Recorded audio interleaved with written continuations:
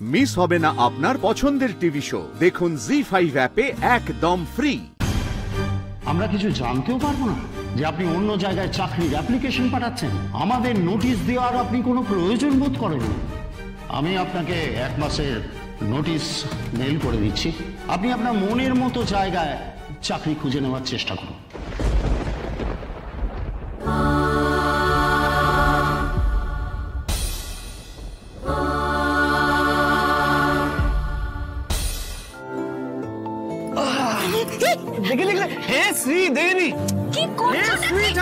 আরে কি করবো, নিজের বউয়ের একটু বন্দনা করছি, এটাই তো। আমি না সত্যি মরে যাবো কোনদিন তোমার জন্য। ভেতরটা কেমন ধরাস করে উঠেছিল আমার। কি বলছো কি? তোরটা ধরাস করে কোথায় কোথায় ধরাস করেছে? একটু শুনি একটু ভালো লাগছে। ভালো লাগছে না মানে? সকাল সকাল নিজের স্ত্রীর সাথে একটু রোম্যান্স করছি, এর থেকে ভালো আর কি হতে পারে? এই শোনো না, এসব চাকরির কথাই মাথা থেকে বের কথা, এই না বের করে দাও, বুঝলে? পারছি না বের করতে রাজ। আচ্ছা বাবা, ঠিক আছে। বলছিলাম, আমার স্ত্রীর কাছে একটা বিনীত প্রশ্ন ছিল। বলে ফেলুন, কি প্রশ্ন রয়েছে? বলছিলাম যে আমার কি ইচ্ছে পূর্ণ হবে না? না মানে হবে না আমার ইচ্ছে পূর্ণ। আরে ওঠো। আরে ছাড়ো আচ্ছা, রাজ।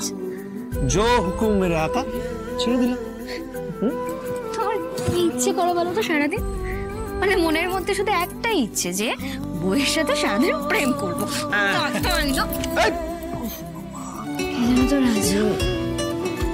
আচ্ছা তুমি সত্যিই জানো আমি কিন্তু সারাদিন তোমার সাথে এই সময়টুকু কাটাবো বলে অপেক্ষা করে থাকি।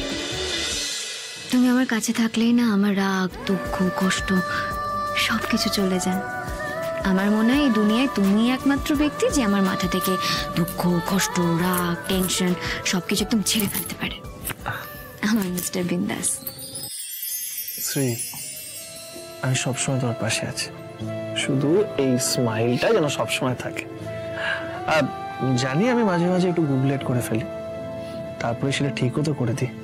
দেখো শ্রী, আমি কিন্তু বিপাশা ম্যাডামকে গাড়িটা ফেরত দিয়ে দিয়েছি, আর নিজে সিদ্ধান্ত নিয়ে ফেরত দিয়েছি। সত্যিই মনে হয় আমি ভীষণ লাকি, কারণ আমি আমার জীবনে তোমাকে পেয়েছি। কিন্তু আবার হঠাৎ করে কি মনে হয় জানো, কোনো বড় ঝড় আসতে চলেছে আমাদের জীবনে। আমি জানি না 1 মাস পরে যদি চাকরিটা না থাকে আমি কি করব। এই যে তোমার বস, তোমার অফিসের বস, তোমার জীবনে না, বুঝেছো? দেখো শ্রী, আমি ভালোভাবেই জানি যে তুমি কোনো ভুল করোনি। তোমার বস এটাই ভাবে তো যে তুমি অন্য জায়গায় অ্যাপ্লাই করেছো, এটা তো মিথ্যে। ঠিক আছে, ওটাকে আমরা সত্যি করে দেবো। আমি বসকে নিয়ে ভাবছি না রাজ, আমার ভাবনা এই সংসারটাকে নিয়ে। আর তুমি তো জানো চাকরির বাজার ঠিক কেমন যাচ্ছে। যদি আমি কোনো চাকরি না পাই তখন কি হবে?